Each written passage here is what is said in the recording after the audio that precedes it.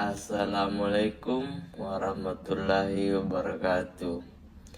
Perkenalkan, nama saya Dewa Aprisaldi, NIM 105731118822 dari kelas Akado 3D, mata kuliah Manajemen Keuangan.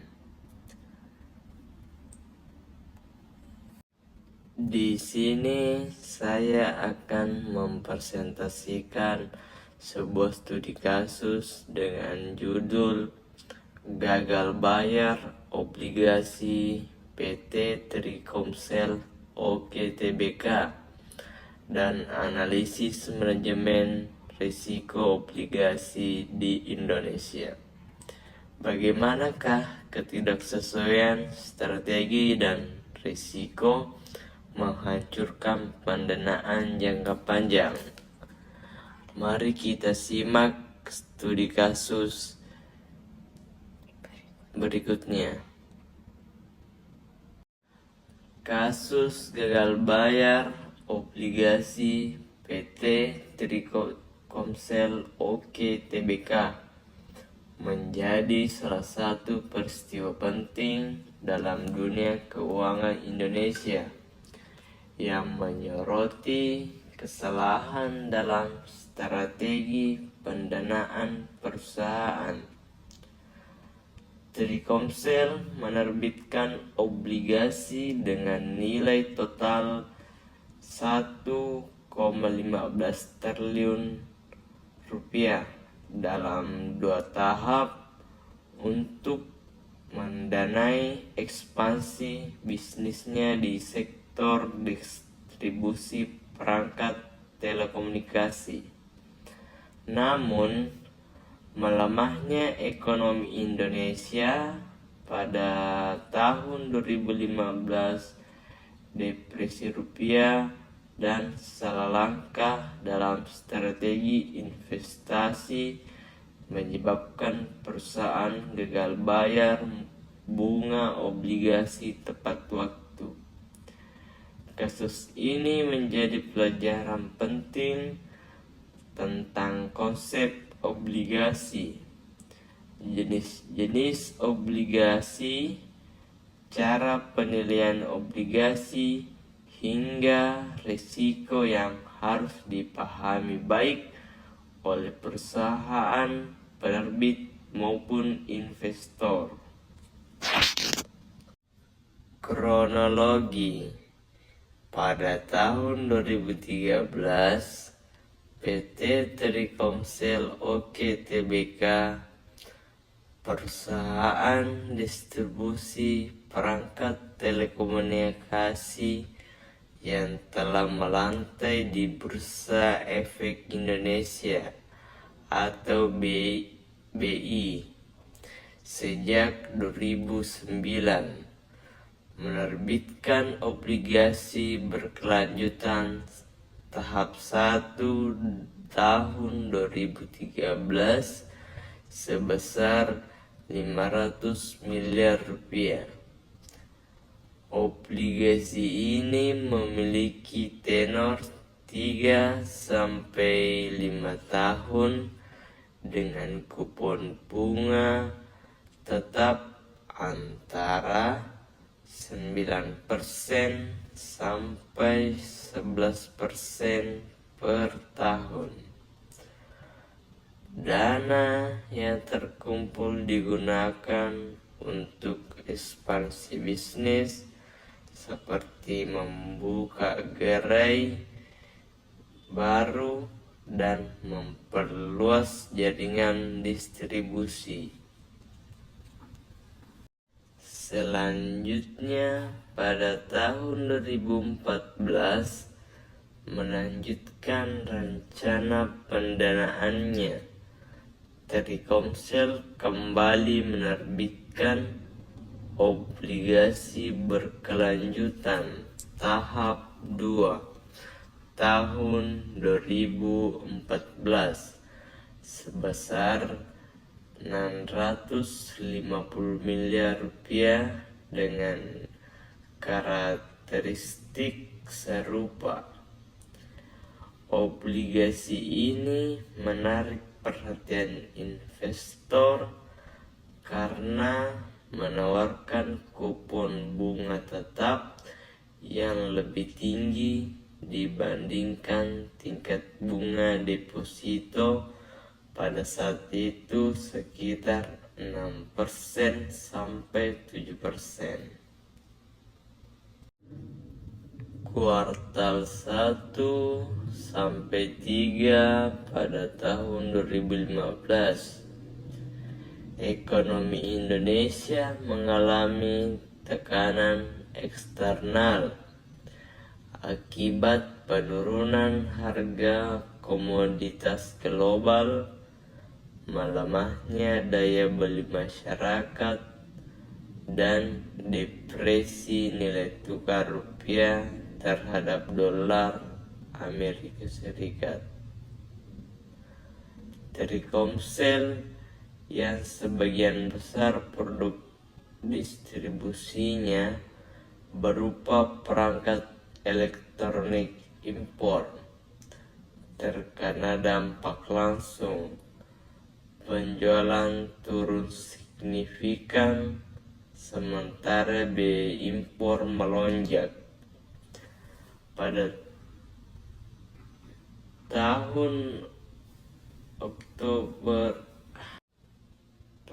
Oktober tahun 2015, Telkomsel secara resmi mengumumkan bahwa mereka tidak mampu membayar bunga obligasi sebesar 150 miliar yang jatuh tempo. Gagal bayar ini mengejutkan pasar karena sebelumnya perusahaan dianggap memiliki kinerja keuangan yang stabil. Pada tahun 2016, perusahaan mencoba menyelamatkan diri melalui restrukturisasi obligasi. Telkomsel mengajukan proposal kepada para pemegang obligasi untuk merundingkan ulang jadwal pembayaran dan menurunkan tingkat kupon bunga. Namun, langkah ini tidak sepenuhnya berhasil karena kepercayaan investor sudah terlanjur hancur.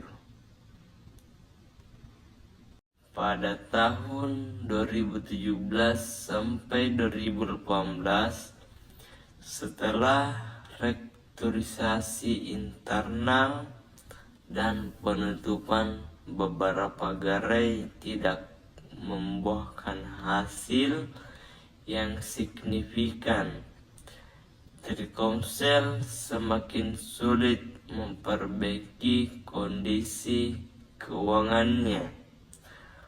Obligasi yang jatuh tempo tidak dapat dibayar penuh, dan sebagian besar investor harus menerima kerugian besar. Kasus ini memunculkan berbagai konflik dari sisi perusahaan, investor, dan industri keuangan secara keseluruhan. Yang pertama, konflik internal perusahaan. Ketidaksesuaian pendanaan dan alokasi dana. Obligasi yang diterbitkan memiliki tenor jangka menengah 3-5 tahun, tetapi dana tersebut digunakan untuk ekspansi bisnis yang membutuhkan waktu lebih lama untuk memberikan hasil.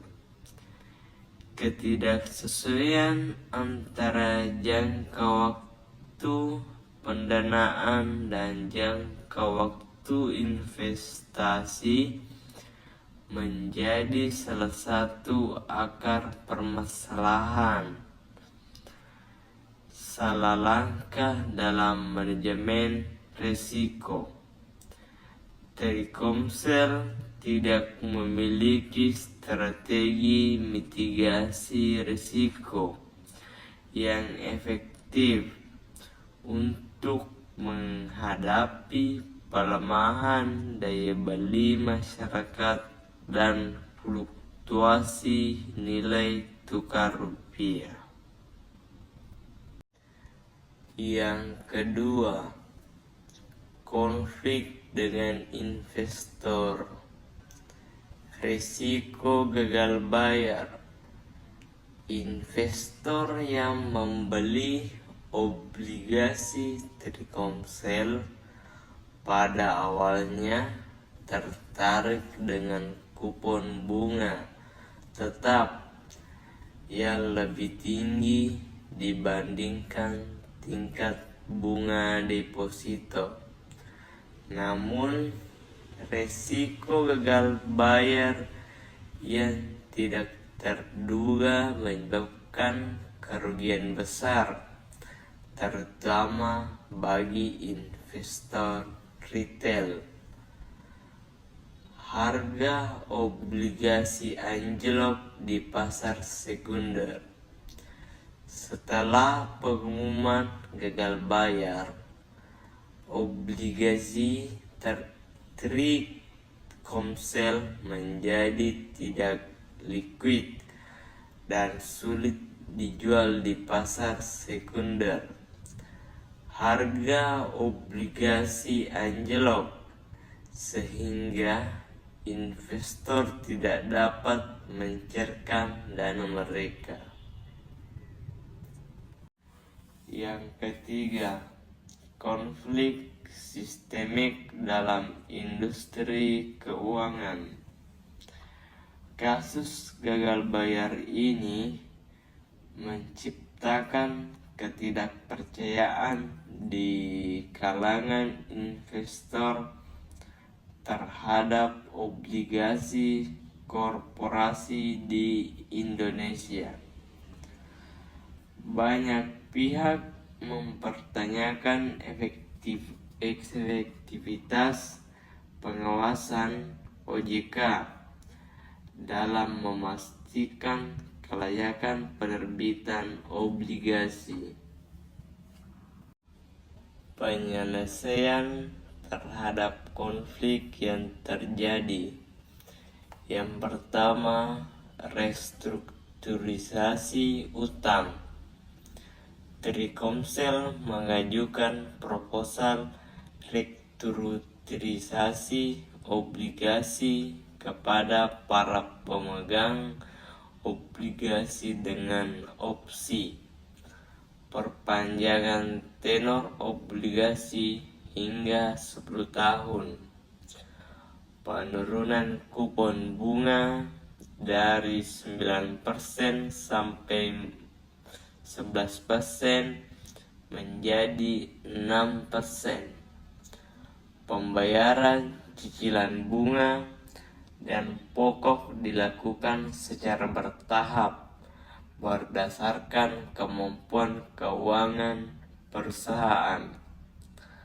Langkah ini membantu mengurangi tekanan likuiditas, tetapi tidak sepenuhnya memulihkan kepercayaan investor.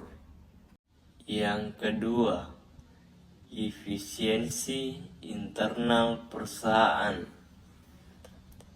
Telkomsel melakukan langkah-langkah efisiensi seperti menutup gerai-gerai yang tidak menguntungkan, mengurangi biaya operasional termasuk pengurangan tenaga kerja. Fokus pada saluran distribusi online untuk mengurangi biaya logistik. Yang ketiga, peningkatan pengawasan OJK.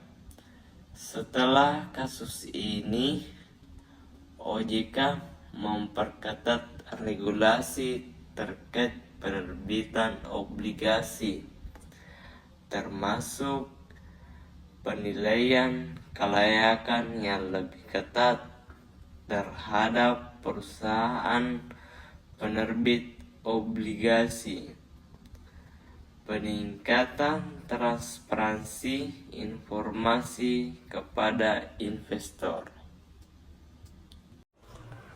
Manajemen utang. Kasus gagal bayar obligasi Telkomsel menunjukkan pentingnya memahami risiko obligasi, baik dari sisi perusahaan penerbit maupun investor. Beberapa poin utama yang dapat diambil dari studi kasus ini adalah: yang pertama, manajemen risiko pendanaan. Perusahaan harus memastikan bahwa tenor obligasi sesuai dengan kebutuhan pendanaan dan alokasi dana investasi. Yang kedua, pentingnya nilai waktu uang.